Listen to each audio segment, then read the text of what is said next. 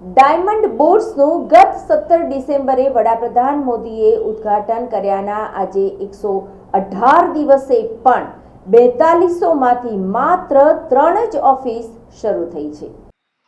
નવા ચેરમેન ગોવિંદ ધોળકિયાએ ગુરુવારે વરાછાના ભાતની વાડીમાં ફેન્સી હીરાના વેપારીઓ સાથેની મીટિંગમાં એવી જાહેરાત કરી હતી કે 7 જુલાઈને અષાઢી બીજના દિવસે બુર્સમાં એસઆરકેની ઓફિસ શરૂ કરાશે.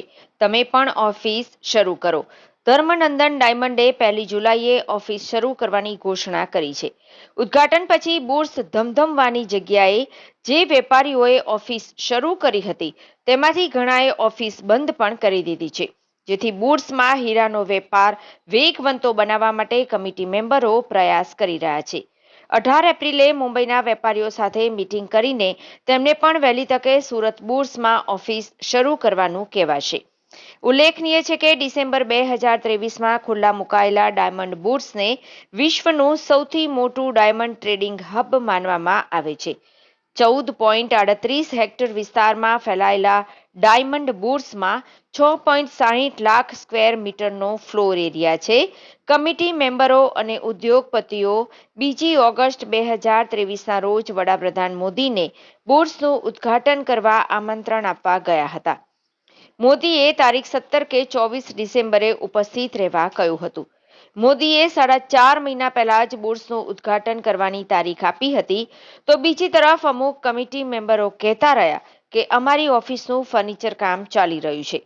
તારીખ નક્કી થઈ ત્યારથી ઉદ્ઘાટન થયું ત્યાં સુધીમાં 4.5 મહિનાનો સમય હતો, જ્યારે બુર્સનું બાંધકામ 5 ડિસેમ્બર 2017ના રોજ શરૂ થયું હતું અને 7 નવેમ્બર 2022ના રોજ પૂર્ણ થતા 7 નવેમ્બર 2022ના રોજ પાલિકાએ બીયુસી પણ આપી દીધું હતું. 67 લાખ સ્ક્વેર ફૂટનું બાંધકામ કરતા માત્ર 1800 દિવસ લાગ્યા હતા.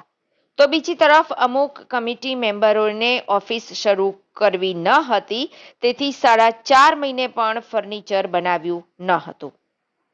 નમસ્કાર મિત્રો, સુરત ડાયમંડ બુર્સ વર્લ્ડનું લાર્જેસ્ટ બિલ્ડિંગ સુરતમાં બન્યો છે.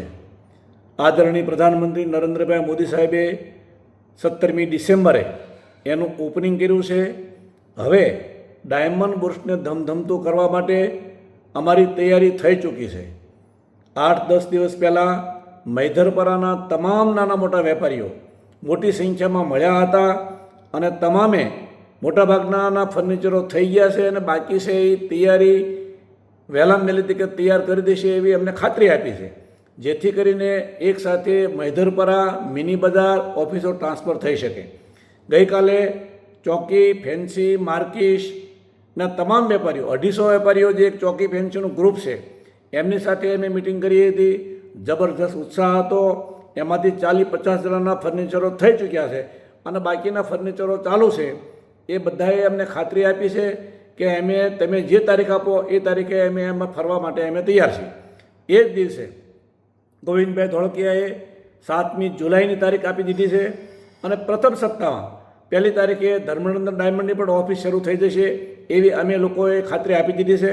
સાથે અનેક વેપારીઓની ખાતરીઓ અમને આવી ચૂકી છે, પરંતુ અમે એક સાથે 400-500 વેપારીઓના કન્ફર્મેશન સાથે લેટર સાથે એક તારીખ નક્કી કરીશું. એ તારીખે ઓફિસ શરૂ થાય, જેથી કરીને લેવાવાળા વેચવાવાળા તમામ વેપારીઓ મળે અને એકાબીજાને વેપારમાં અડચણ ન બને એવા પ્રયાસો અમે કરીએ છીએ. આવતી 18મી તારીખે બપોરના અમારી બોમ્બે BKCની અંદર મિટિંગ છે. ત્યાંના વેપારીઓનો ખૂબ અમને ફોન આવે છે, અહીંયા પણ આવો અને એક તારીખ અમે સાથે મળીને તારીખ નક્કી કરીએ.